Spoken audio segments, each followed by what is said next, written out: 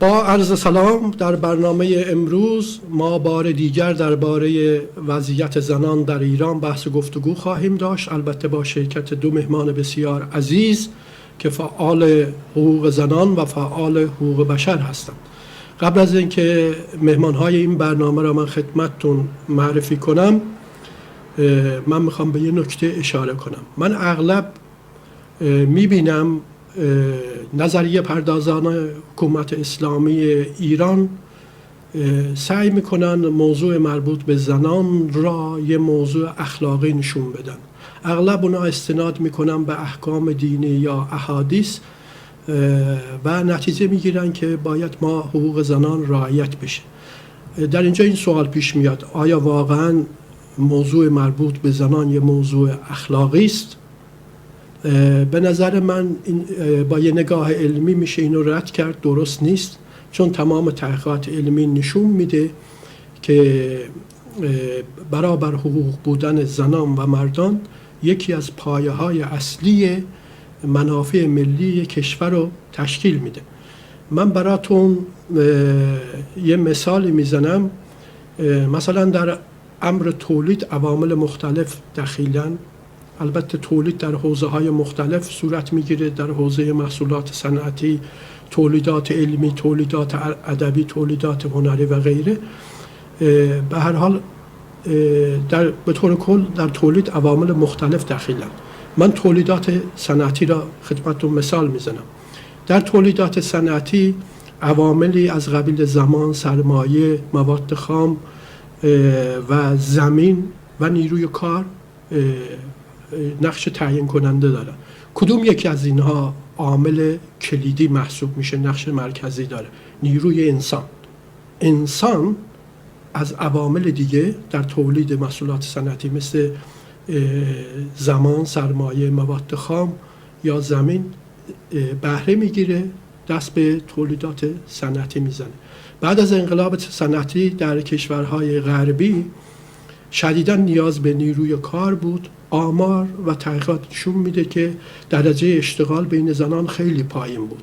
به این دلیل اون موقع چون نیاز شدیدی به نیروی کار بود، سرمایه‌داران و صاحبان کارخانه ها از تبلیغات فمینیستی حمایت میکردن، حامی مالی تشکلات فمینیستی بودن، چون میخواستن زنان جذب بازار کار بشن، چون نیاز به نیروی کار اونا داشتن.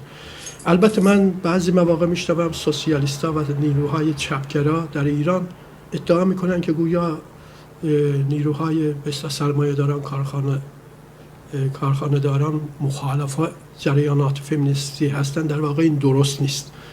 باز من نمیخوام منکر نقش نیروهای چپ و سوسیالیست در دفاع از حقوق زنان بشم. اونا همیشه نقش پیشگام و پیشرو داشتن، این امر بدیهی است. به هر حال بر اساس این گفته‌ها میخوام این نتیجه رو بگیرم: در هر کشوری دارای منافع ملی است. این منافع ملی ممکنه سیاسی باشه، اقتصادی باشه، علمی باشه، ادبی باشه و برای اینکه از منافع ملی خودش پاسداری کنه، اونو از نظر کیفی بهتر کنه، باید بتونه از نیروی انسانی به طور مؤثر استفاده کنه. خب در جامعه کم و بیش در واقع میشه گفت نصف جمعیت رو زنان تشکیل میدن. باز تمام تجارب تحقیقات نشون میده کشورهایی در زمینه خصوصا رشد و توسعه اقتصادی موفق بودن که تونستن از نیروی انسانی، خصوصا از نیروی زنان در امر تولید بهترین استفاده رو کنن. من بیش از این صحبت نمی کنم. با هم میریم سراغ مهمانهای گرامی این هفته. من قبل از هر چیز از هر دوی شما تشکر میکنم، خانم بهیه جیلانی و خانم ترکمن گمچی، که دعوت ما را پذیرفتیم، با ما هستیم و به سوالات ما پاسخ خواهیم داد. من اجازه بدین من اولین سوال رو با خانم بهیه جیلانی در میان بذارم. ببینید، من میخوام با شما یه خودمانی صحبت کنم. من با شما آشنایی قبلی نداشتم، چند روز قبل بود برای اولین بار یه گفتگوی خیلی کوتاه در اسکایپ با هم داشتیم. یعنی اگه شما تاثیر منو از این گفتگو بپرسی، من میگم شما خیلی آدم صمیمی و در این حال خیلی آدم فروتن، متواضع هستین. علاوه بر این دارای تحصیلات عالی هستین، یعنی در رشته دکترای جامعه شناسی هستین، از دانشگاه فرانسه فارغ التحصیل شدین. طبیعی آدمی مثل شما با این خصوصیات فردی، با این تخصص در ایران برای کشور خیلی میتونست مفید واقع بشه. برای مثال در تربیت نیروهای متخصص، الیت. ولی در کمال تعجب من درباره شما میخوندم آنلاین، گویا شما در سال 78 2 سال زندانی سیاسی بودین. البته اگه درست نبود میتونید تصحیح کنید. یعنی آدم شگفت زده میشه، مثلا آدمی با خصوصیات شما، با تخصص شما چرا باید سر از زندان در بیاره؟ به این خاطر از شما میخوام در شروع لطفاً به طور کلی این ستم جنسی را در ایران برای ما توضیح بدین، یا به عبارت دیگه مشکلات اساسی زنان کدام ها هستن؟ چون من برخی پای صحبت خانم‌های ایرانی میشینم زیاد شکایت میکنن از وضعیت اسببار زنان. وقتی من میگم که بابا من متولد اونجا متولد شدم، بزرگ شدم، میگن این کافی نیست، آدم باید زن باشه بفهم واقعا چه بلایی اینا سر زنا میارن. البته اینم یه حقیقتی در این مسئله نهفته. به فرض زنی را شما در نظر بگیرید سنگسار میکنن، ما این خبر رو میشنویم، خیلی متاسف میشیم، بدنمون میلرزه، ولی فرق میکنه با اون زنی که سنگسار میشه. یعنی یه واقعی دردناک رو تجربه کردن، از دور خبر رو شنیدن یا دیدن، خیلی با هم متفاوته. بفرمایید ما را روشن کنید در رابطه با ستم جنسی در ایران. بله، اولا درود فراوان به شما و بینندگان عزیز شما. بله، همون گونه که فرمودید بنده در زندان بودم و این تواضع رو که امروز فکر میکنم و احساس میکنم به مردمم میدم در زندان یاد گرفتم. برای اینکه در زندان شما یک اجتماعی رو پیدا میکنین که مینیاتوریزه شده اجتماع بیرونه و در اونجا شما هم مینیاتوریزه میشید. در نتیجه برای زندگی با افرادی که از قشرهای مردمی و شاید قشرهای غارنشین و دخمه نشین باشند، در اونجا در حد و مقام شما که من بر حسب اتفاق دکترای جامعه شناس بودم، خودم رو به حد و پای اونها میرسوندم و اون زمان احساس میکردم که در حقیقت هیچ فاصله‌ای بین انسان‌ها وجود نداره و حال امروز ما این رو بزرگتر می‌کنیم و در سطح مرد و زن می‌رسانیم. در اجتماع ما که یک اجتماع دیکتاتوره باید کمی سیستماتیک ببینیم چرا زنها از مردها جدا می‌شوند. یوتیلیته جدا شدن مردها از زنها چیست؟ در اجتماع دیکتاتوری همیشه زنها رو از مردها جدا می کنند. چرا؟ برای اینکه از هم هیچ آشنایی و شناسایی نداشته باشند و هم رو فقط به صورت دو جنس متفاوت که باید با هم همزیستی رو فرا بگیرند، فقط به عنوان دو جنس سکس یا سکشوالیته میبینند و این یک تاکتیک در کشورهای دیکتاتوری، زیرا زن در کنار مرد می توانند یک نیروی قدرت باشند که هر دو سازنده و تولید کننده در اجتماع باشند. در نتیجه در اجتماع ما ایران، به خصوص اجتماع اسلام زده ما، زنها و مردها باید در کنار هم قرار نگیرند، بلکه حرام و غیر حرام و یا خوب و یا اخلاق و اخلاقیات، چیزی که شما فرمودین رو تعریف میکنند. در صورتی که کلمه اخلاق رو من هنوز واقعا به معنای واقعی، وقتی که روابط مرد و زن چه در کار چه در دانشگاه چه در اجتماع به صورت بد اخلاقی مبدل میشه و یا تعریف میکنند، ما از خود سوال میکنیم اخلاق چیست؟ آیا در اجتماع اروپا که مرد و زن در کنار هم کار میکنند بد اخلاقی یا بی اخلاقی در اون اجتماع انجام میشه؟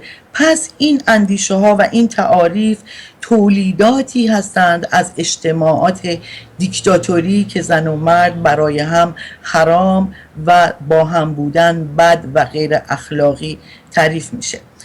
اما ما باید از مسئله دید فرهنگی هم این مسئله رو نگاه بکنیم.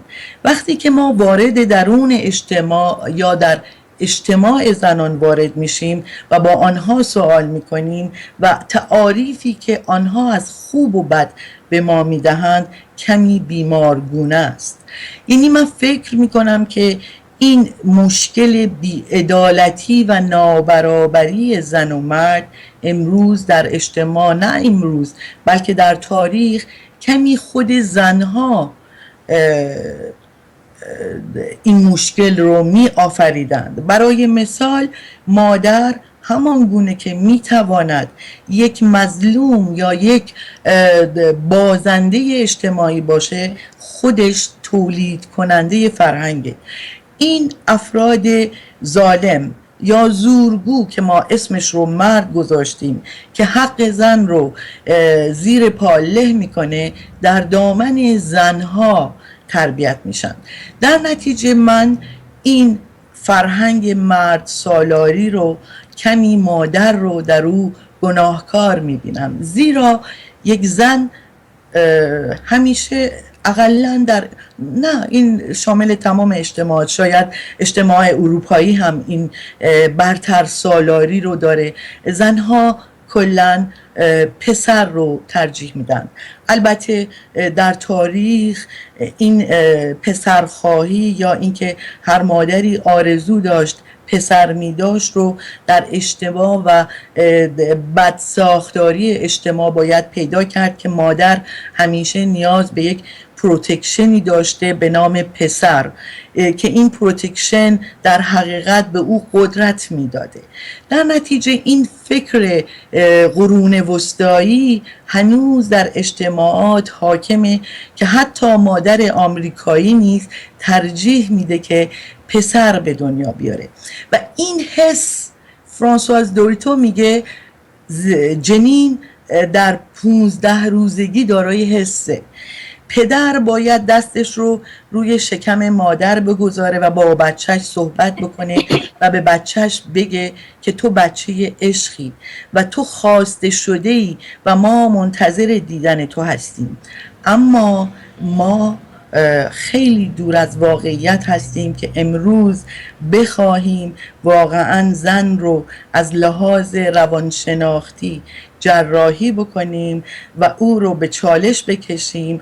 اما من به صورت بسیار عمومی و متعارف میگم که زنان نیز در این ظلمی که بر زنها وارد میشه بیگناه نیستند.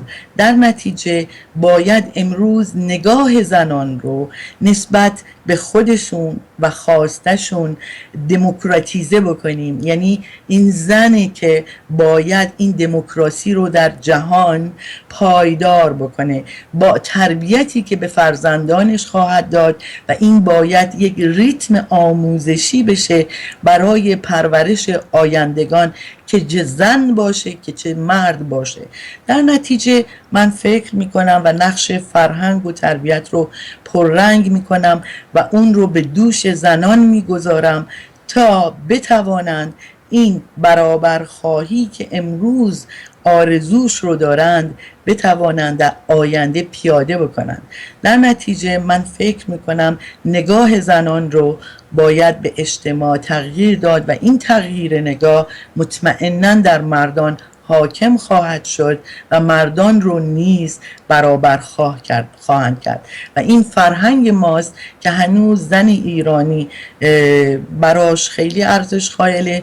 برای مثال من صحبت از ازدواج میکنم که هنوز زنان ایرانی برابرخواه زمان ازدواج سنتگرا و خواهان این هستند که یک ازدواج سنتی داشته باشند و گویی این سنت در روان آنها گویای ازدواج واقعی هست. ما امروز ازدواج سفید رو در ایران میبینیم. برای من جای خوشحالی است، اگرچه امروز این ازدواج سفید هنوز نه جا افتاده نه شامل قانون و لایحه شده، ولی من مطمئنم که این رابطه‌ای که امروز آزادانه و به صورت وحشی و به صورت نتراشیده و نخراشیده در اجتماع ایران داره زندگی میشه، من فکر میکنم عامل یک استقلال روحی و نوع بینش جدید به زندگی با مرد و نگاه مردان نسبت به زنان مطمئناً تغییر پیدا خواهد کرد. سپاسگزارم از توضیحاتتون. شما هم سوال و هم خانم ترکمن، شما هم توضیحات خانم بهیه را شنیدین و هم سوال رو میدونین.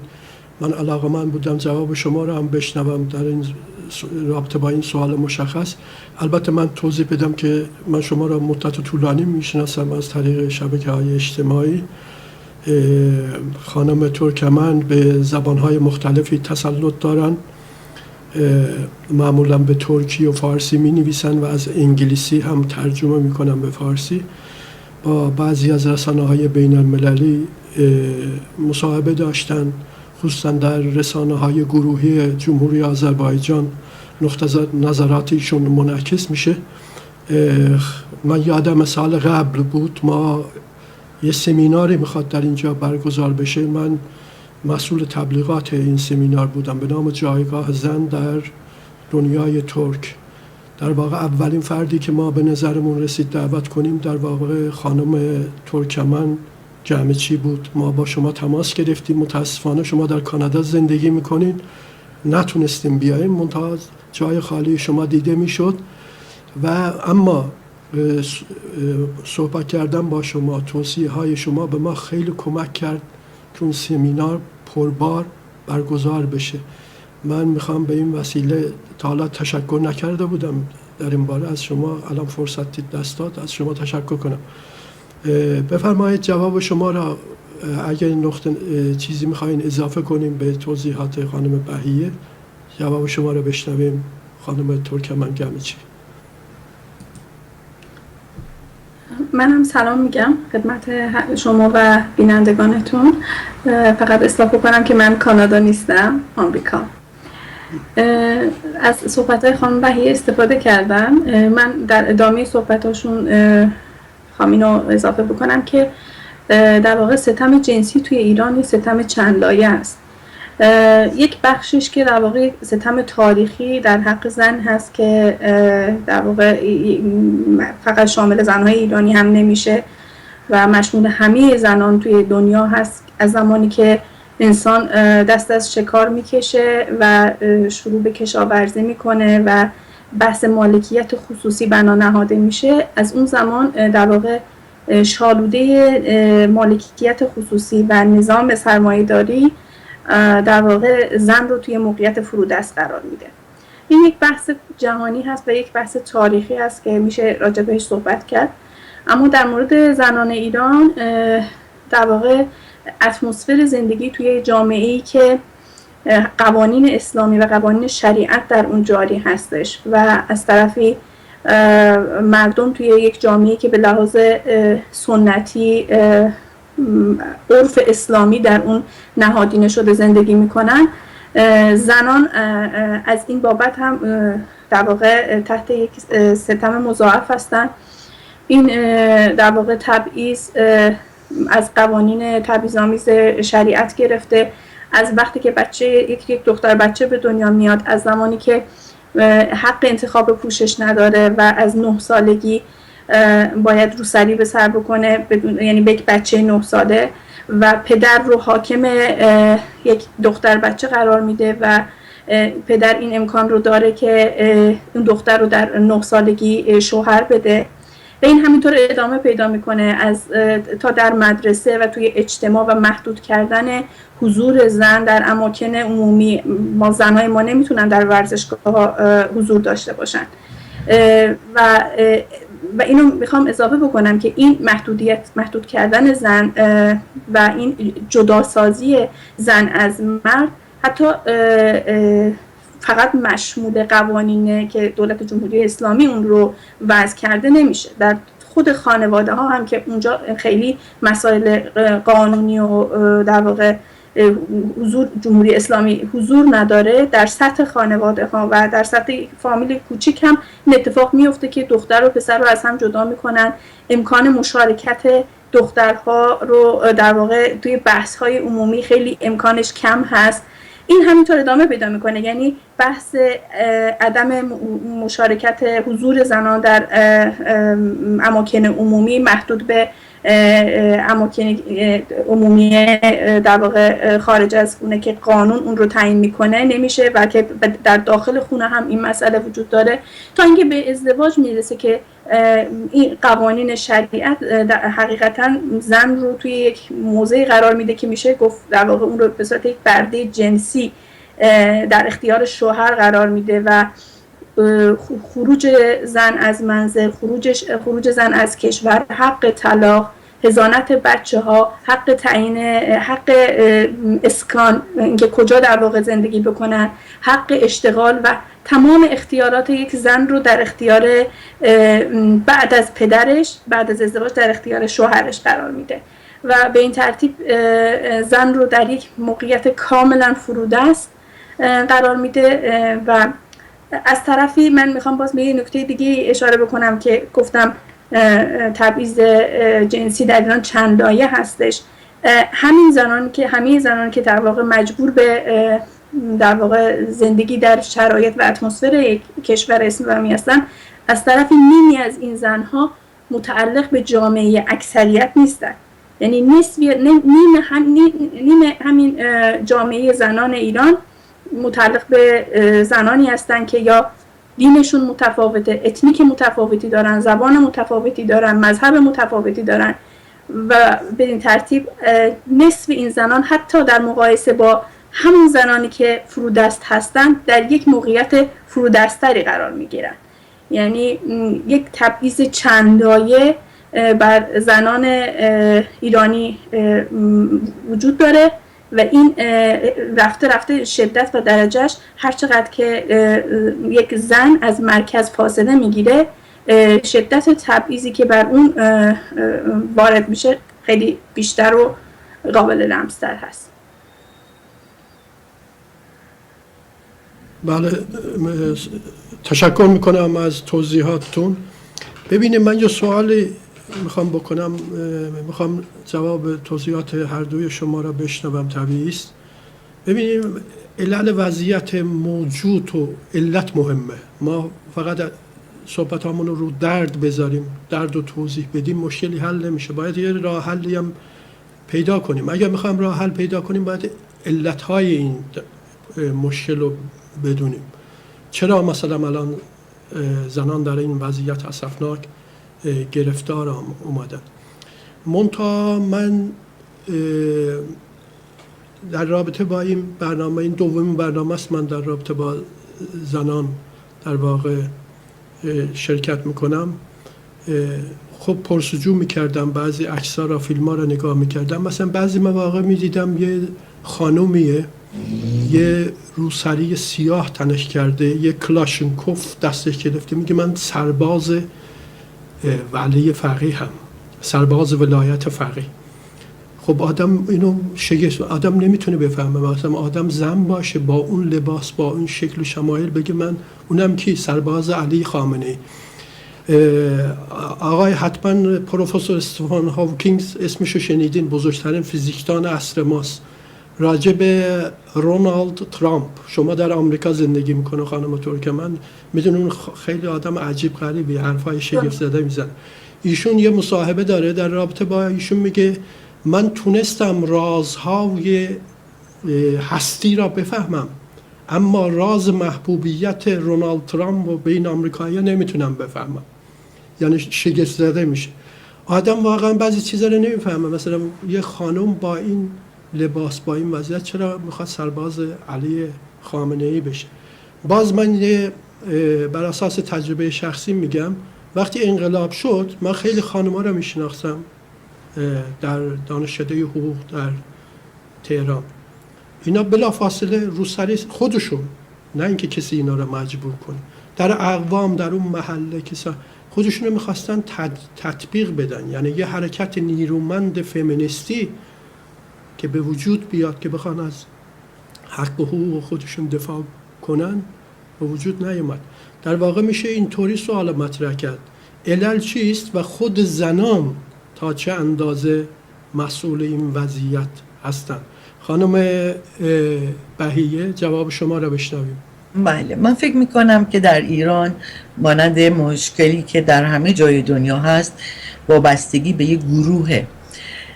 وقتی که زنان، البته باید این بخش روانیشو من دارم الان توضیح میدم که برای وابسته بودن به گروه اینها مجبورند توی سیستم باشن، در نتیجه شبیه گروه میشن و وابسته بودن به گروه تنها شعار نیست، دستورات رو باید چشم بسته پذیرفت. در نتیجه این زنان رو که شما میبینید زنان وابسته به گروه هستن. اما اینکه چرا انسان وابسته به عقاید تند و تیز میشه، مسئله اینه که ببخشید، انسان بدون گروه معنی نمی شود. انسان در گروه می باشد که تعریف می شود. انسان بدون گروه مفهومی ندارد. در نتیجه یکی از بزرگترین گروه هایی که انسان در او تعریف می شود گروه های دینی هستند. در نتیجه شما می بینید که خانومی با چادر یا با روسری سیاه و اسلحه خودش رو سرباز امام می داند. این براش مهم نیست که ما چگونه این عکس رو یا این تفسیر رو نگاه می کنیم، بلکه برای او وابستگی به این گروه مهم هستش. در نتیجه من فکر می کنم که طبق معمول باز برمیگردیم به سیستم خانوادگی که اجتماع هم تصویری از اون سیستم خانوادگی است و اینکه نه تنها ما در سیستم خانوادگی ایرانی امروز مشکل می‌بینیم، بلکه تولید خشونت در هر خانواده‌ای، حتی امروز در اجتماعات دموکرات هم تمام باعث شده که آموزش و پرورش زیر سوال برود. برای مثال امروز در فرانسه میگن برای خشونت زدایی ما باید از نقطه صفر یک پسر آغاز بکنیم که دختر رو از خودش متفاوت نبیند. چگونه؟ برای مثال شما میتوانید برای پسرتان عروسک بخرید و یا اینکه کوله پشتی بخرید که بشه بچه یا خواهرش رو یا برادرش رو درون او نگه دارد. یعنی بچه رو عادت بدید که بتواند بچه داری بکند یا زندگی فمینیستی داشته باشد. در نتیجه من فکر میکنم که اگر امروز در خانواده های ما مشکل وجود داره، باز برمیگردیم به ساختار خود اجتماع ما یک اجتماع سنتی است و امروز مانند یک ماری که در حال پوست کندن هست به سختی داره پوست میندازه و داره به سمت دموکراسی میره. بله، در اجتماع ما قانون با زن نیست. امروز قانون به زن هیچ حقی نمیده. حفظ بچه بعد از طلاق با پدرشه، در صورتی که ما آگاهیم در هیچ جای دنیا بعد از جدایی بچه رو به پدر نمیدهند مگر اینکه با تصمیم قاضی صلاحیت مادر صادر نشده باشه. امروز ما در اجتماع ایران میبینیم که مینیمم حق یعنی مسافرت باید با اجازه شوهر باشه. اما تمام اینها رو ما با یک نگاه مدرنیته و روشنفکرانه داریم مسئله رو نگاه میکنیم.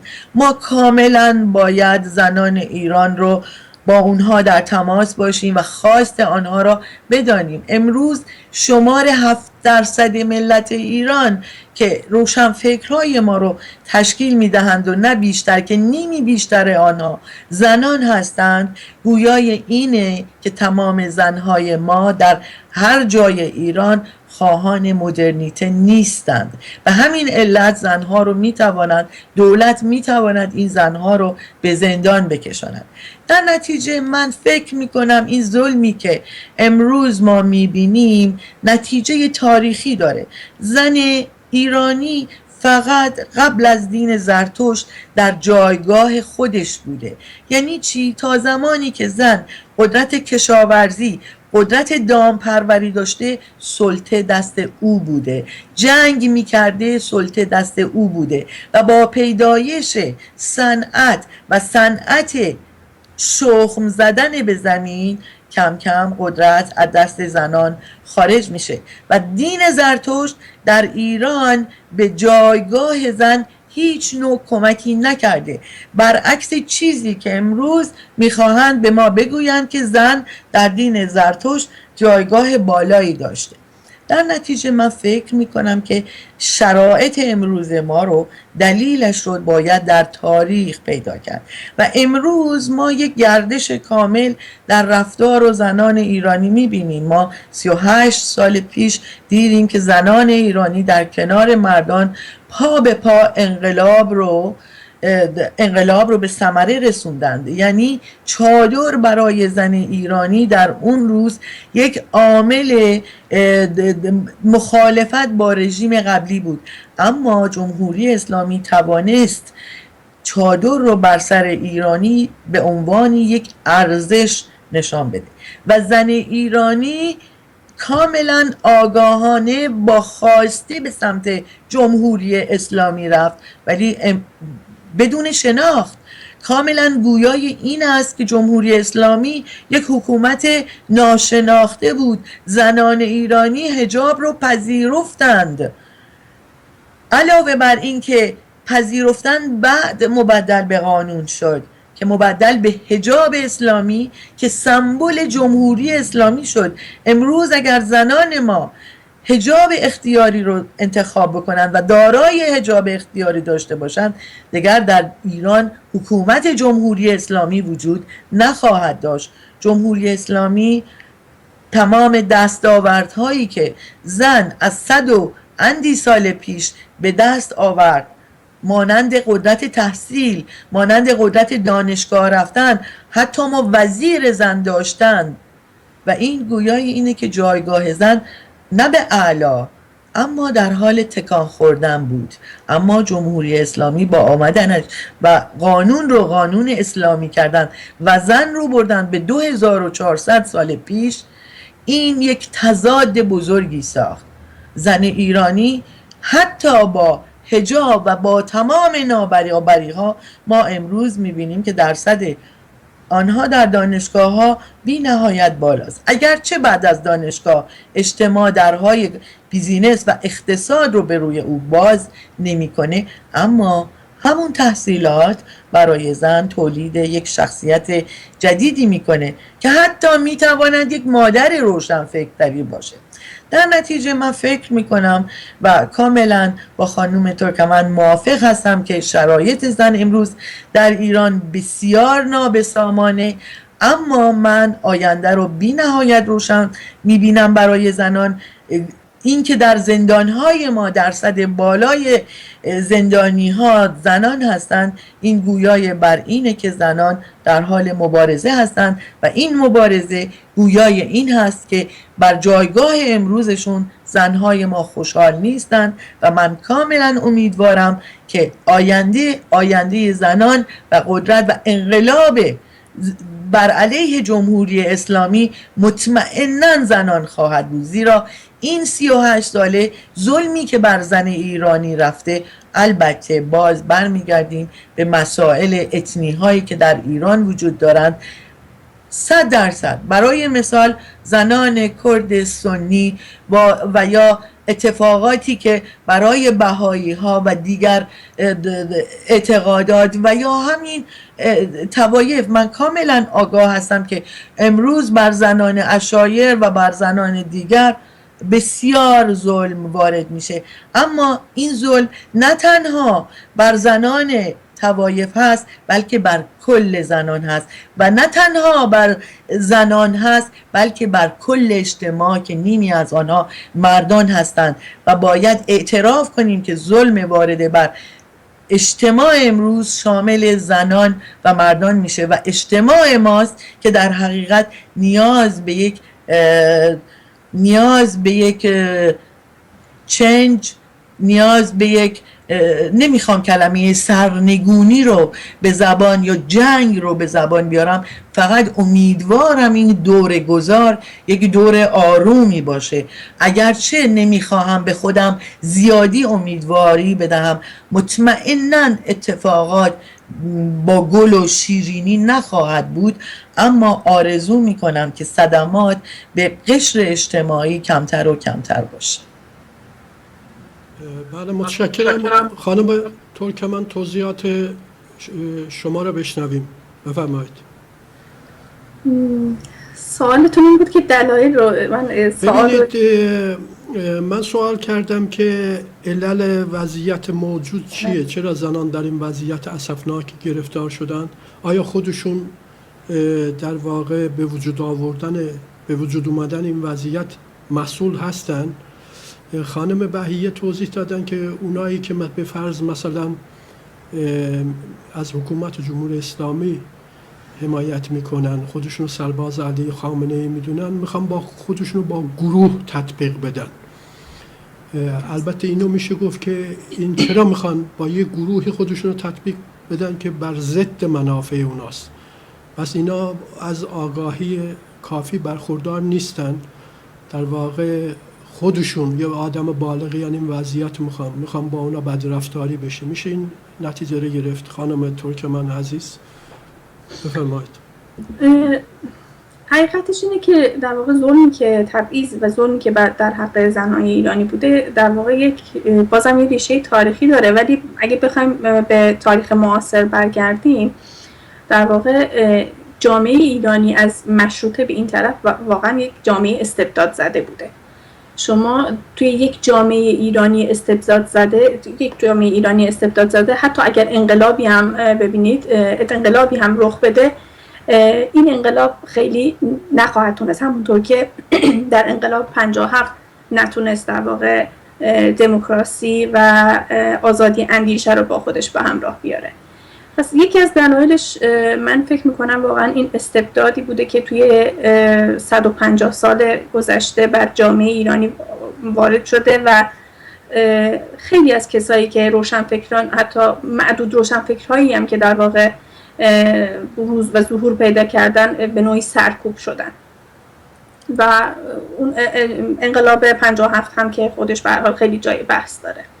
اما اینکه بخوایم بگیم که زنها خودشون باعث این در واقع ظلم‌هایی هستن که بر اونها میره، این رو من خیلی درست نمیدونم. اصولا ما نمیتونیم حتی تقصیر رو بگیم مثلا، یعنی دنبال تقصیر بگردیم و بگیم که مثلا مردها مقصرن یا زنها مقصرن. مقصر اون تفکر در واقع مرد سالار و زن ستیز هست که یک زن هم میتونه اون تفکر زن ستیزانه رو داشته باشه، کما اینکه میبینیم توی نماینده های مجلس زن ستیزانه ترین در واقع قوانین توسط زنان زن ستیز مجلس پیشنهاد میشه. بنابراین در واقع این ایراد از من نمیخوام بگم که در واقع نادیده بگیریم، ولی این رو نمیخوام جنسیتیش بکنیم و باید در واقع به دنبال این باشیم که این تفکر زن ستیز و مرد سالار هست که از چی ناشی میشه. همونطور که خانم جیلانی هم گفتن، به طور کلی توی شرق بحث پلورالیسم خیلی مطرح هست، یعنی انسان ها یک بخشی از شخصیت خودشون رو در قالب گروه در واقع به ظهور میرسونن و هنوز جامعه به طور کلی جامعه شرق و جوامع اسلامی در واقع بحث فردگرایی و انتخاب فردی خیلی مطرح نبوده. به همین دلیل وقتی که کسی توی یک گروهی قرار میگیره به هر حال تمام قوانین اون گروه رو میخواد در واقع پیروی بکنه ازش. اما من یک دلیل، من برخلاف خانم جیلانی حداقل در میان مدت حتی امیدوار نیستم به گشایش، چون که در واقع هنوز یک گفتمان بین بخش‌های مختلفی که توی ایران در تبعیض بر اونها هست وجود نداره. هیچ گفتمانی بین نمیخوام بگم، دوست ندارم 100% بکنم بحث رو، ولی گفتمان غالب که بتونه بین جریان دموکراسی خواهی به اصطلاح حالا اسمشو بذاریم که در سالهای اخیر شکل گرفت، جریان جنبش سبز و جریان برابری طلبی آذربایجان به عنوان بزرگترین اقلیت ایرانی که حداقل 30% جمعیت ایران رو تشکیل میدن، گفتمانی بین اینها وجود نداره. از طرفی حتی گفتمانی بین خود فعالان زن ترک و فمینیست های ترک و فعالان جریان برابری طلبی آذربایجان که مقداری در واقع روحیه ناسیونالیستی و ملی گرایی دارن، باز بین اونها هم وجود نداره و هیچ گفتمانی بین زنان فمینیست ترک و زنان فمینیست مرکز وجود نداره. یعنی تا زمانی که تمام عواملی که در واقع تبعیض بر اونها روا میره اینها با هم ارتباط برقرار نکنن، این گفتمان شکل نگیره، امید به این که در میان مدت حتی ما گشایشی ببینیم خیلی کم هستش. شما توی فعالای توی مدیا رو اگه نگاه بکنید، ما توی کسانی که در واقع کار طنز انجام میدن، توی افرادی که کارهای طنز چه در خارج از کشور چه در داخل کشور انجام میدن، شما هیچ نمیبینید که در واقع طنزکارهای ایرانی هیچ برنامه‌ای برای در واقع بولد کردن تبعیضی که بر اتنیکا میره برنامه‌ای داشته باشن. در واقع این یک حالت برعکس داره. ولی شما اگه توی آمریکا نگاه بکنید تقریبا، حالا من یه ذره کارهای طنز رو دوست دارم، علاقه‌مندم، نگاه میکنم، دنبال میکنم، در بین اونهایی که من توی آمریکا در واقع کاراشون رو دنبال میکنم همیشه دیدم که بحث موضوع در واقع تبعیض بر علیه سیاهان و اقلیت‌ها از طرف طنز، کسایی که کارهای طنز انجام میدن، جزو یکی از برنامه‌های روتینشون هستش. در صورتی که طنزکارهای ایرانی دقیقاً این موضوع برعکس است. یعنی اگه بخوان بحثی رو، موضوعی رو مورد شوخی قرار بدن، اتنیک‌ها و اقلیت‌ها رو مورد شوخی قرار میدن و در نهایت هم میگن که باید ما ظرفیت شوخیمون رو بالا ببریم. حالا من میخوام بگم که اینا در واقع در نهایت میاد، یعنی این عوامل دست به دست هم میده دیگه. ما نمیتونیم بحث زنان رو خیلی جدا بکنیم از بحث، یعنی بگیم که بحث موضوع زنان رو خیلی سپریت و خیلی جدا بررسی بکنیم، چون به هر حال زنها تو همون اجتماع وجود دارن، یعنی نصفی از اون اجتماع هستن. از طرفی توی گفتمان در واقع من فمینیست های در واقع فعالیت های فمینیست های خارج از کشور آمریکا رو در واقع وقتی پیگیری میکنم میبینم که یکی از برنامه‌های کاملا مشخص و اصلیشون بحث فمینیسم سیاه هستش. یعنی فمینیسم در واقع کشورهایی که غربی، یا حداقل من آمریکا رو میگم بیشتر باهاش آشنا هستم، من میبینم که چقدر اینها این مسئله براشون دیگه حل شده، ولی هنوز گفتمانی بین فمینیست های ترک و فمینیست های مرکز وجود نداره. شما فعالیت، من میخوام مثال بزنم چون با مثال همه چیز روشن‌تر میشه.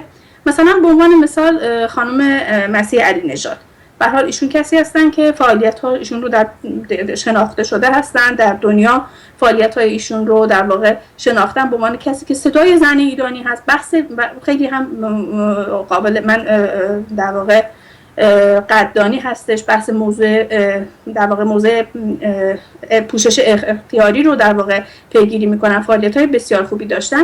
ولی توی نوامبر سال گذشته که اعتراضات گسترده ترک‌ها به بحث طنز همون فرچه و شد و در واقع یک هفته هم طول کشید، اعتراضات بسیار گسترده ای شد. همین خانم علی نژاد حتی یک عکس از حضور زنها در این اعتراضات رو که خیلی اعتراضات گسترده ای هم بود و زنها خیلی حضور موثری داشتن، حتی یک عکس، من خودم عکس ها رو فرستادم به ایشون منتشر نکردن. سوال اینجاست که ممکن ایشون بگه که من بحث موضوع پوشش اجباری رو دارم پیگیری میکنم، ولی اگر همین اعتراضات در سطح ایران اتفاق میافتاد و در تهران اتفاق میافتاد، ایشون حضور زنها رو منعکس نمیکرد. پس میبینید که حتی در سطح فعالان زن مرکز هیچ نوع ارتباط و گفتمانی بین فمینیست‌های مرکز و فمینیست‌های ترک نیست. گفتمانی بین جریان دموکراسی خواهی و جریان جنبش سبز و جریان برابری طلبی آذربایجان وجود نداره. گفتمانی بین در خود داخل حرکت آذربایجان بین فمینیست ها و فعالین ترک وجود نداره، بین فمینیست های زن ترک و فعالین ترک وجود نداره. همیشه یک حس مزاحمت احساس کردن، یعنی هر وقت زنای فمینیست بحث حقوق زن رو مطرح کردن، فعالین ترک گفتن که ما اول باید به حقوق اتنیکیمون برسیم، بعد موضوع زنان رو میتونیم پیگیری بکنیم. و یه حسی که انگار که مثلا یک نیرویی که مزاحم رسیدن این دوستان به اهدافشون میشه.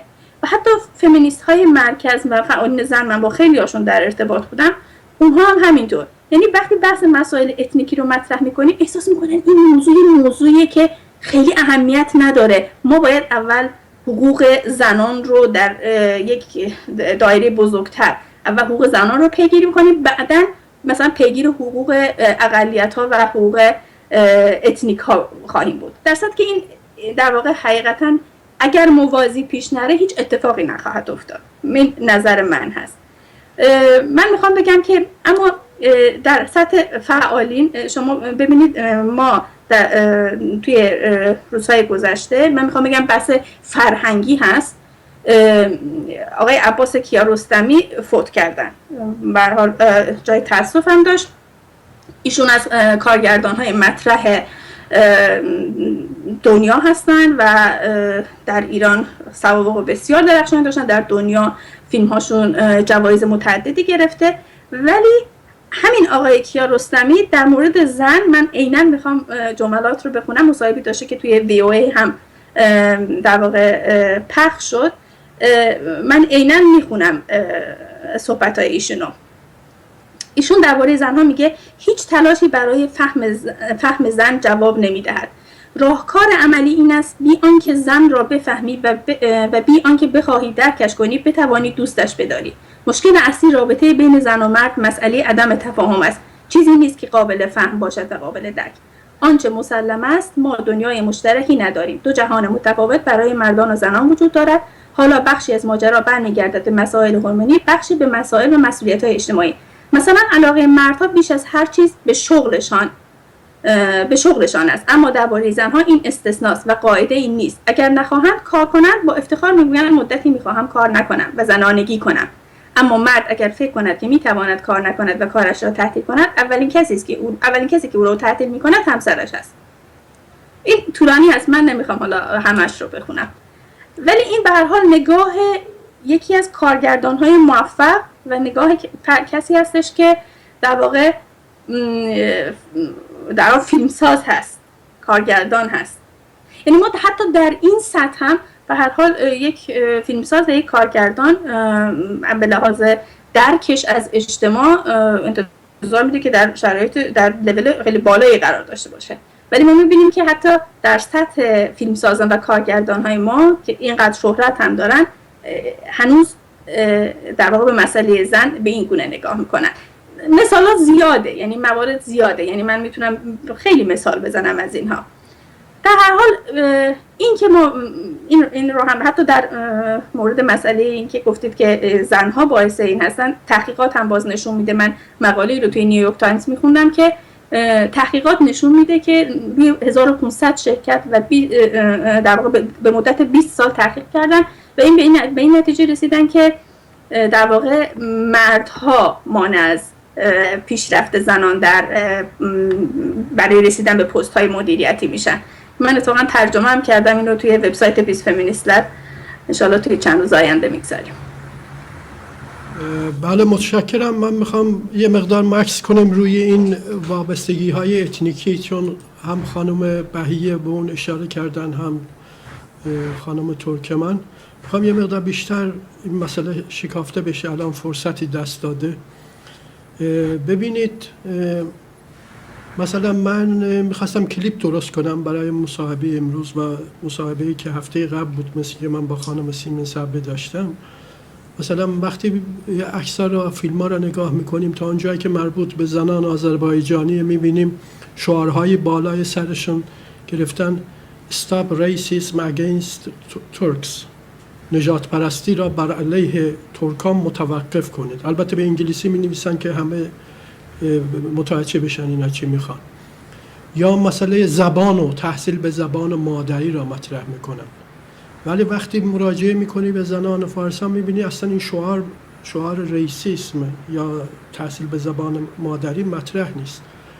یا من چون الان چند سال با خبر و اینا سر کار دارم با رسانه‌های گروهی، من بارها شده مثلا در ایران هم تشکلات وابسته به حکومت و هم تشکلاتی که وابسته به حکومت نیستن، NGO ها سعی میکنن رابطه های ادبی فرهنگی مثلا با تاجیکستان داشته باشن. اگه زنان فارس، دولت اینا رو تشویق هم میکنه، ولی مثلا یه زن ترک آذربایجانی بنا به علایق زبانی فرهنگی بخواد مثلا با جمهوری آذربایجان یا ترکیه با تشکلات زنان اونا ارتباط برقرار بکنه، اینا رو متهم میکنن که اینا پام ترکیستن، جاسوسن، بعضی مواقع اینا رو دستگیر میکنن، زندانی میکنن. ما مثلا این فرق رو میبینیم. به این خاطر خانم بهیه این وابستگی های اتنیکی چه تأثیری رو وضعیت زنان داره؟ شما مثلا میتونین وضعیت زنان و فارس رو از نقطه نظر وابستگی اتنیکی با زنان آذربایجانی یه مقدار بیشتر مقایسه کنین، جواب شما رو بشنویم. شما یه متخصص هستین، بفرمایید. متخصص تر اینه که من خودم آذربایجانی ام، یعنی مسئله اینه که بد جایی نشستم برای اینکه بخوام بگم که کدومش. البته من خودم از لحاظ فرهنگی کاملا آذربایجانی هستم، برای اینکه مادرم آذربایجانیه و فرهنگ مادر همیشه غالبه در بچه.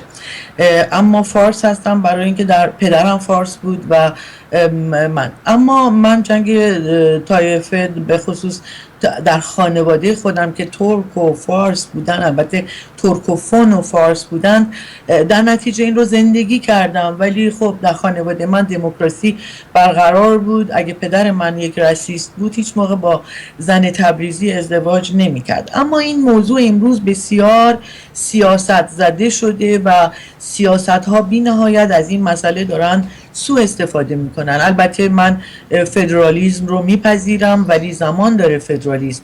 امروز صحبت از فدرالیسم وقتی شما میکنین مبدل به جنگ و جدال و کشت و کشتار میشه.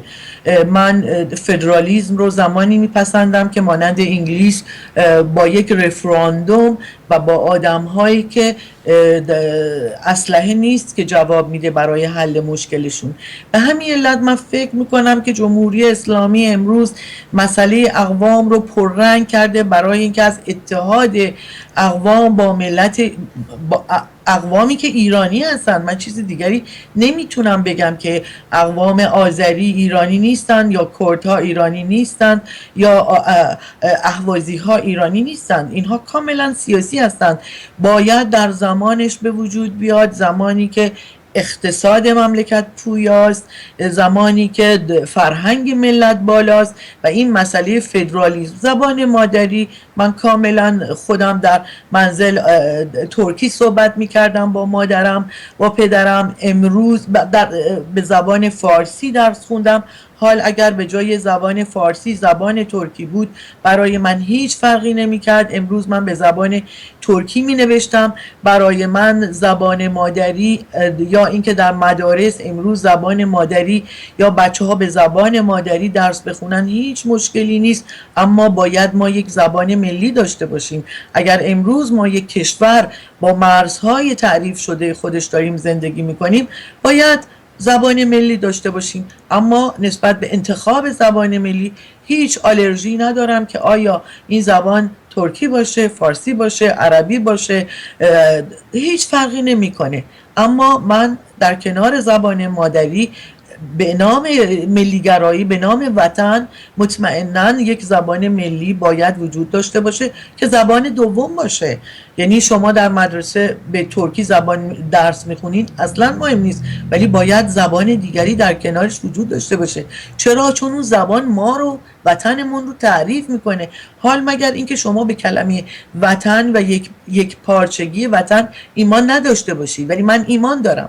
واسه خاطر اینه که من فکر میکنم زمانی باید کشورها در کنار هم به نام فدرالیسم، چیزی که شما در سوئیس میبینین، چیزی که در آمریکا میبینین، شما این عینک آمریکایی یا اروپایی رو از چشم در بیارین و فرهنگ ایرانی رو فراموش نکنین. این خواسته ها فقط خواسته هایی بیش نیستند. خواسته ها زمانی میتونن واقعا مهم باشن که توانستن در کنارش باشه. آیا ملت ما، حتی امروز شما در عراق مشاهده میکنین، در سوریه مشاهده میکنین که کردها از جان خودشون گذاشتن، از مال خودشون گذاشتن، 100% هم ادعای فدرالیسم عراق رو میکردن. این آگاهانه همه دنیا سرمایه گذاری روی کردها میکردند و آلمان اسلحه‌ای که به کردها میداد که در مقابل داعش ایستادگی کنه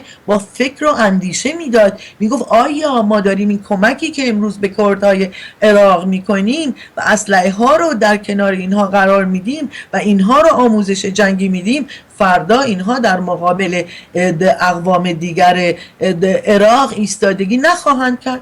در نتیجه به نظر من فدرالیسمیه که توأماً با یک فرهنگ بالا، با یک اقتصاد بالا. شکم گرسنه فکر میکنه که امروز اگر اسلحه روی برادر عربش، روی برادر آذریش، روی برادر کردش برداره، مشکلاتش حل خواهد شد. اینجاست که ما فرق یک ملت پیشرو و یک ملت که هنوز در الفبا گیر کرده ما میبینیم. من فکر میکنم که فدرالیسم امروز برای مثال در عراق نتیجه چه خواهد بود؟ نتیجه کشتار خواهد بود، جوی خون خواهد بود. آیا این درسته؟ شما دیدین انگلستان از اروپای متحد، که اروپا به نظر من یک کشوره. شما میبینین آمریکا از ایالتهای مختلف تشکیل شده ولی هر ایالتش برابر با نصف اروپا است. برای من خارج شدن انگلیس از اروپای متحد دقیقاً همون جدایی طلبیه. یعنی چی؟ یعنی امروز انگلیس از اروپا جدا نشد، از کشور خودش که اروپا بود جدا شد و نتیجهش رو هم خواهیم دید. نتیجهش به راحتی نخواهد بود. امروز ما اگر با نیت جدایی طلبی و فدرالیسم داریم پیش میریم، به نظر من جواب نخواهد داد و نتیجه کاملا منفی خواهد بود. زمانی جواب خواهد داد که ما با فرهنگ بالا این کار رو انجام بدیم. مثل انگلیس اومدن انتخابات، مردم رأی دادن با تمام ضررهایی که تقریبا 48% به 52، یعنی 50% یک ملت به خروج به جدایی طلبی نگفتن، ولی چون دموکراسی برقراره با 52 به 48 نه اسلحه‌ای کشیده شد نه کسی مرد. چرا؟ یکی از نماینده های مجلس کارگری کشته شد، اما واقعا یه نفر کشته شد. شما مجسم کنین ما با این شعارهایی که امروز پیش میریم به کجا میرویم؟ اگر امروز رابطه‌ای بین سازمان‌های ترکوفونی وجود نداره، تقصیر کیست؟ آیا فرهنگ ها گناهکارند یا آدم ها و اندیشه ها. شما وقتی شما میگین فارس، من امروز نمیدونم فارس کیه، حقیقتا نمیدونم فارس کیه. به نظر من فارسی وجود نداره. اون تهرانه که شما میبینین همه از ترک و فارس و کرد و من و امثال من. اولا که ما در ایران نژاد پرست نیستیم، یعنی کلا شما از نوع ازدواج ها مشاهده میکنید که ما ملت راسیستی نیستیم، وگرنه پدر فارس زبان من نمیرفت از تبریز زن بگیره، در صورتی که میدونست بچه هاش مطمئناً آذری خواهند بود، برای اینکه پدر من یه پزشک بود و آدم معمولی نبود که بدون فردا بچه هاش چگونه خواهند بود و افتخار میکرد و قدرت میدونست. این چیزی که ما در سر تا سر ایران میبینیم امروز. اگر ببینید ما امروز مشکل با زبان مادری و مدرسه نداریم. مشکلات ما انقدر ریشه‌ای هستند که شامل زن میشه و زن مشکلش اجتماع نیست، مشکلش فرهنگ بزرگ خودشه. یعنی من فکر میکنم با تمام این که به زن داره ظلم میشه، در حقیقت این زنها هستند که دارن حکومت میکنن، ولی به قدری زنها باهوش هستند، به قدری مدبر هستند، به قدری در مسیر تاریخ یاد گرفتند که چگونه رند باشند که امروز در دنیا دارن حکومت میکنن ولی مردها آگاه نیستند. شما فکر میکنین که در ایران زنها با چادرشون، با حجاب اسلامیشون آیا پیش نمیرند؟ آیا در منطقه کشور ما واقعا زنان کشور ما از جای جای دنیا آیا درخشنده نیستند؟ اینها زنان ایرانی هستند. من فکر نمی کنم ممکنه در ترکیه زنهای پیشرو زیاد باشند، ولی فکر نمی کنم. من آذربایجان رفتم، آذربایجان بودم، نیمی از خانواده من امروز در آذربایجان اکس اتحاد جماهیر شوروی زندگی می کنند. من فرهنگ ها رو می شناسم. من در باکو بودم، به ما می گفتند بله شماها دانشگاه براتون ساخته شد، دانشگاه رفتین کار کردین. اونها ما رو این چنان می دیدن که ما زیر پرچم اتحاد جماهیر شوروی نرفتیم، در نتیجه شاه زنهای ایرانی رو پیشرو کرد. البته اونها بسیار مسئله رو گلوبال میدیدن، یعنی نمیدیدن که ما در مملکتمون امروز مشکلات اتنیک داریم. البته من مشکلات اتنیک رو نمیشناسم، من خودم رو ایرانی میدونم. چرا؟ چون وقتی من با آذربایجانی ها میشینم با اونها غریبه نیستم، از اونها هستم. زبانشون رو میفهمم، زبانشون رو صحبت میکنم، فرهنگشون رو میشناسم. این باعث شده که ما گره بخوریم. من نیم آذربایجانی، افتخار به آذربایجانی بودنم میکنم، درسته؟ اما اینکه امروز بخواهیم این مسئله رو در میان بگذاریم و فکر بکنیم مشکل بزرگ ما جایگاه زنان در اجتماعه، ولی تقسیم کردن زنان به اتنی‌های مختلف، بجز اینکه با فرهنگ حاکم در ایران، بجز اینکه جدایی طلبی و کشور تکه پاره شدن، چیز دیگری نخواهد داشت. پس ما امروز مشکلات رو ناسیونال بکنیم، خودمون رو بخشی از اون ناسیون بدونیم که امروز مشکلات مهمتر رو حل بکنیم که واقعا هممون داریم زندگی میکنیم. در به در بودن، مهاجر بودن چیز راحتی نیست، چه برای شما چه برای من.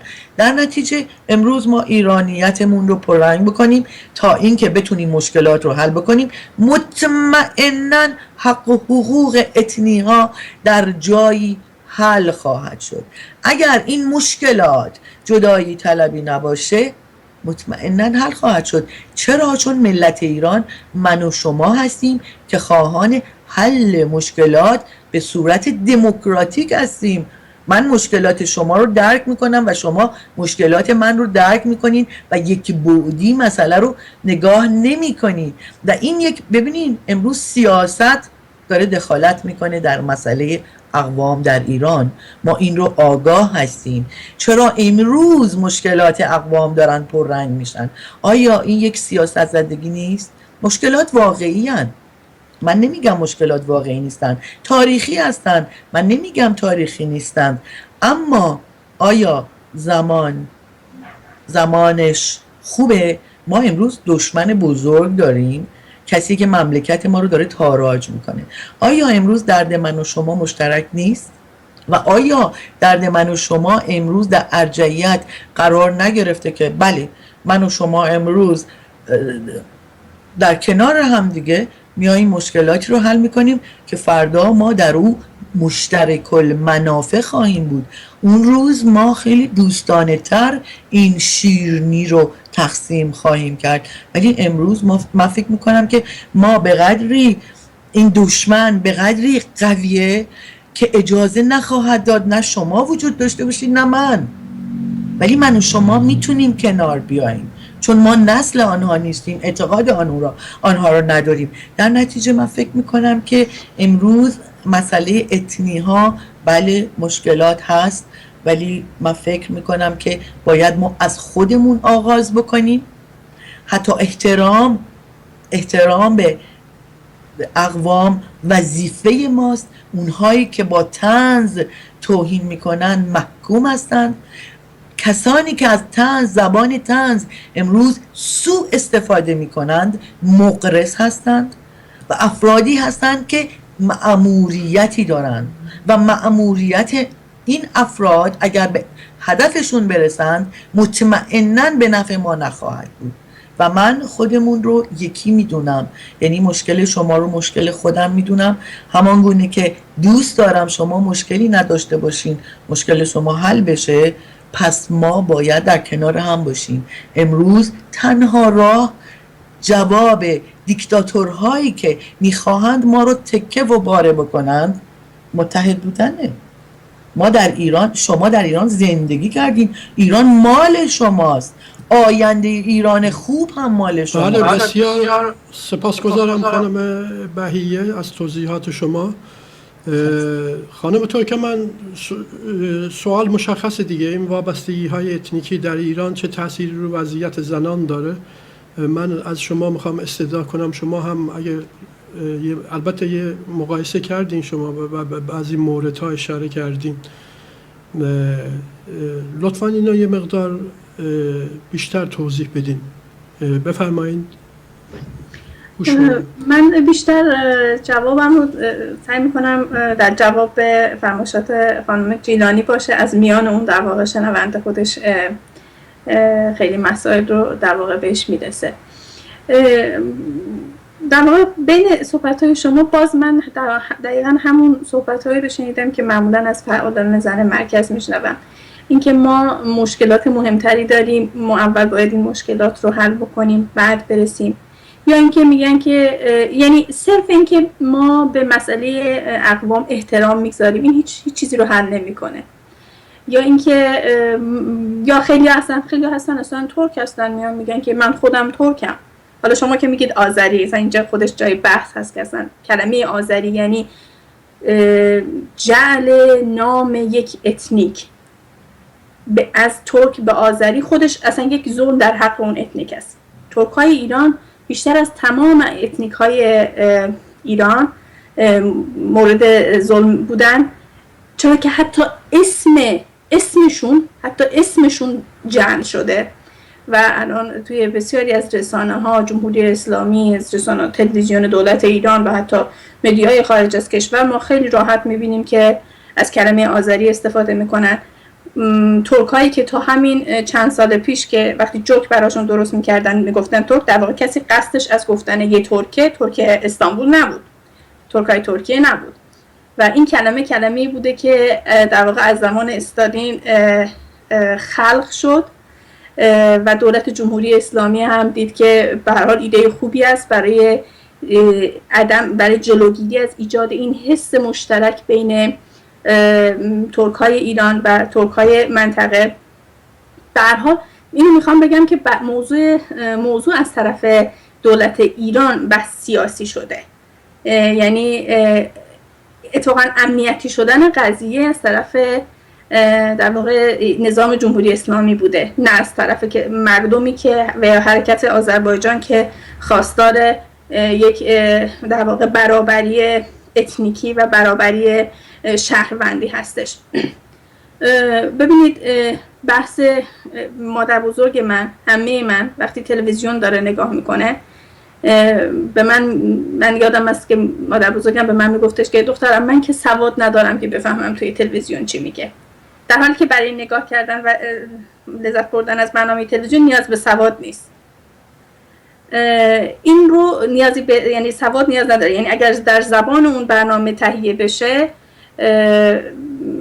مادر بزرگ منم میتونه با اینکه سواد نداره در طول زمان با استفاده کردن از برنامه‌های تلویزیون که به زبان خودش هستش بتونه فکرش رو در واقع بسط بده، تفکرش رو، یعنی بتونه با دنیای اطراف خودش در سطح بالاتری ارتباط برقرار بکنه.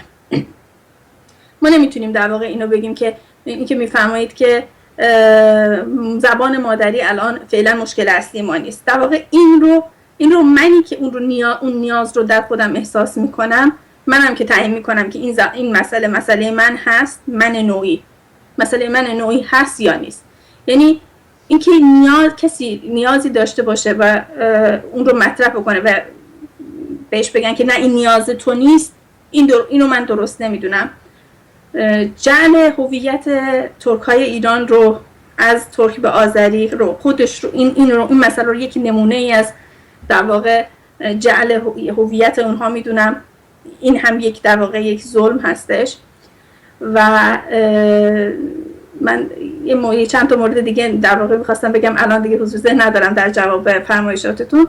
در هر حال میخوام بگم که تا زمانی که این اتحاد بحث جدایی طلبی هستش که یعنی همیشه این موضوع مطرح بوده. وقتی بحث حقوق اتنیکا به خصوص حقوق ترکای ایران مطرح میشه، بحث جدایی طلبی میاد به وسط.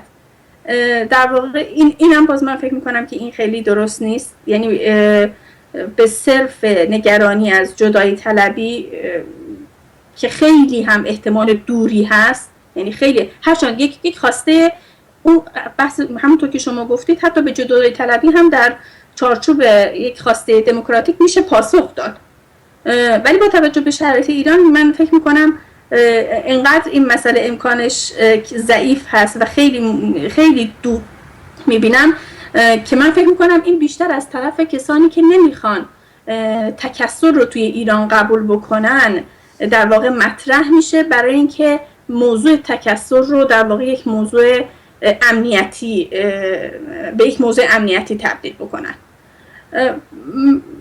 من در واقع علت این که داریم این صحبت ها رو میکنیم به این دلیل هستش که من ارتباط بین زنان ایران، بین نیمی از زنان ایران که زنان ترک و کرد و عرب و بلوچ و ترکمن هستن و که اینها در واقع فکر میکنم نصفی از جمعیت ایران رو، زنان ایران رو تشکیل میدن، با زنان مرکز رو من بین فعالین اینها رو در واقع بین فعالین زنان مرکز و فعالین زنان غیر مرکز ارتباط خوبی نمیبینم. بین اینها هیچ گفتمانی وجود نداره. ضمن که شما گفتید که من خودم رو فارس نمیدونم، خیلی این موضوع جالبیه. این یک مسئله داره. شما ببینید، شما به ایرانی هایی که در واقع فارس هستن اگر بگید شما فارس هستید خیلی حسی نسبت به این کلمه ندارن، برای اینکه توی ایران بحث تعریف حقوق قومیت فارس هیچ وقت مطرح نبوده. این یک نکته جالبی است. ببینید شما توی آمریکا هم کسی سفید پوست ها رو رنگین پوست نمیدونه، انگار که سفید بودن یک چیز نرمال هست که بقیه رنگ ها در اون بستر تعریف میشه. بنابراین یعنی حتی مثلا میگن که توی برنامه طنز اینها رو نگاه میکنم، توی یک برنامه دیدم که چرا هیچ پسوندی برای سفیدهای آمریکا وجود نداره. مثلا میگن افریکن امریکن، چرا این پسوند رو، یعنی این اتفاق در داخل جامعه ایران میفته که کسی خودش رو فارس نمیدونه. فارس بودن یعنی لزومی نداره روش در واقع بحث بشه، یعنی نرمال، یک چیز نرمال هست که حالا یک اتنیک دیگه اگه یک بخواد تعریفی از خودش رو ارائه بده مثلا میگه من ترکم. ولی همین دوستان فارسمون وقتی میان خارج از کشور خودشون رو پرشین میگن. شما اگه ببینید هر جا خودشون رو معرفی میکنن میگن پرشین، چون اونجا لازم دارن که آیدنتیتی خودشون رو دقیقاً معرفی بکنن. پس علت این که خیلی ها وقتی در فارسی میخوان، دوستان فارسمون میخوان خودشون رو معرفی بکنن نمیگن من فارس هستم، این برمیگرده به همون موضوعی که چون فارس بودن خیلی چیز موضوعی اگر بحث فارس بودن رو مطرح بکنن توی ایران مجبورن خودشون رو به عنوان یک قومیت معرفی بکنن که اون قومیت هم میبایستی یک حقوق برابری با قومیت‌های دیگه داشته باشه، ولی این کارو نمیکنن. اونا میگن ما یک بستری هستیم، حالا هر چی، هیچ اسمی نداریم، ولی وقتی میان خارج از کشور خودشون رو پرشین معرفی میکنن. اینم در جواب در واقع اون فرمایش شما بود. و در کل من فکر میکنم واقعا راه دست یافتن به دموکراسی و برابری در تمام ابعادش، برابری برای زنان، برابری برای اتنیکا، این هستش که گروه‌های مختلفی که تحت تبعیض هستن با هم گفتمان داشته باشن و حرف همدیگر رو بشنون و خواسته های همدیگر رو قبول بکنن و اون رو واقعا یک نیاز بدونن. وقتی کسی اعلام میکنه که نیازی داره، مثلا وقتی من میگم تشنه هستم، این تشنگی رو من احساس میکنم، این تشنگی چیزی نیست که شما یعنی شما این نوعی بتونید بگید که مثلا این تشنگی رو شما میتونید داشته باشید یا میتونید این تشنگی رو معکول بکنید به یک زمان مناسب تر. نیاز وقتی به وجود اومد، اون نیاز وجود داره، باید پذیرفتش. در کل من مشکل زنان ایران رو در واقع چند لایه میدونم که این مشکل بحث تبعیض‌های اتنیکی رو هم یکی از عوامل مهم قلمداد میکنم، چون نصف زنهای ایران از این مسئله رنج میبرن. بله، من از هر دوی شما سپاسگزارم. ببینید من آخرین سوال رو با شما در میان میذارم و استدعا میکنم جواب یه مقدار کوتاه باشه.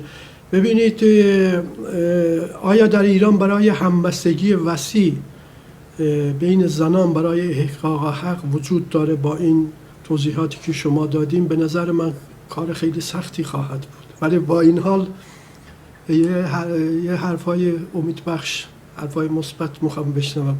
آیا امکان هست مثلا زنان کرد، بلوچ، فارس، ترک برای احقاق حق یکی بشن یا این امکان وجود نداره؟ بفرمایید از خانم بهیه.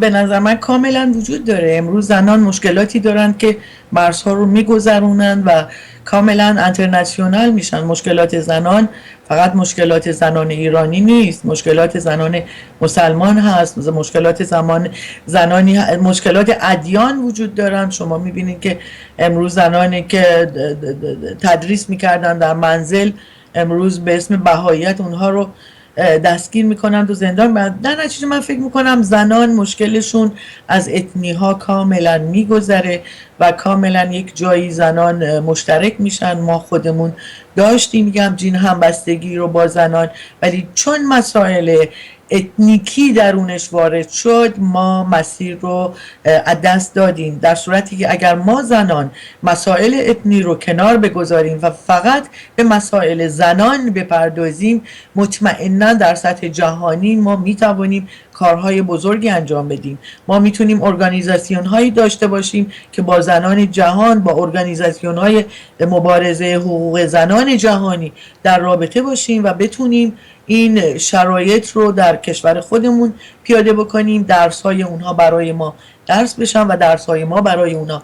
ولی متاسفانه به قدری امروز زندگی ما سیاست زده است که ما هیچ کار مدنی رو نمیتونیم بدون سیاست پیش ببریم. مرسی. خانم ترکمن جواب شما رو هم بشنویم، بفرمایید. من حقیقتش توی دراز مدت امیدوار هستم، اما توی کوتاه مدت من خیلی خلاصه بگم من خیلی امیدوار نیستم توی کوتاه مدت، چون همونطور که خانم جیلانی هم گفتن بحث در واقع حتی در سطح منطقه بحث اسلام و اینکه اسلام در واقع دوران رنسانس خودش رو داره طی میکنه. ما در واقع یک مشکل خیلی بزرگ رو داریم که هنوز در واقع کشورهای اسلامی به وضعیتی رسیدن که با اسلام در واقع در این حال که اسلام رو دارن قوانین مدنی رو در واقع بپذیرن و بر اساس قوانین مدنی بخوان قوانینشون رو تنظیم بکنن. به خاطر همین من حقیقتش در کوتاه مدت خیلی امیدوار نیستم که این اتفاق بیفته، ولی به هر حال توی میان مدت و دراز مدت امیدوارم. بله سپاسگزارم. من هم امیدوارم به هر حال این ائتلاف وسیع صورت بگیره. الان شما میدونید در ایران متاسفانه ایدئولوژی زده است. احزاب جریانات سیاسی برداشت‌های ایدئولوژیک از مسائل دارن. حتی بین احزاب جریانات سیاسی هم یه ائتلاف وسیع سیاسی برای استقرار دموکراسی در ایران به وجود نیومد.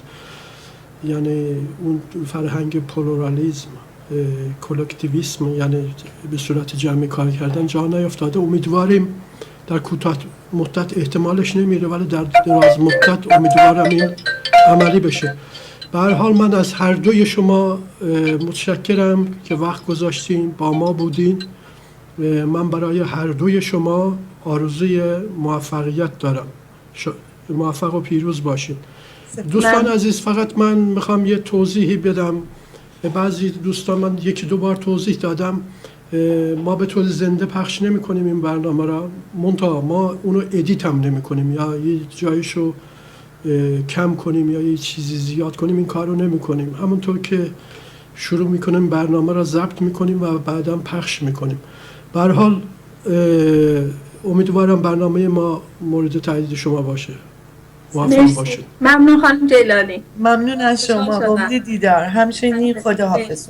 سپاس.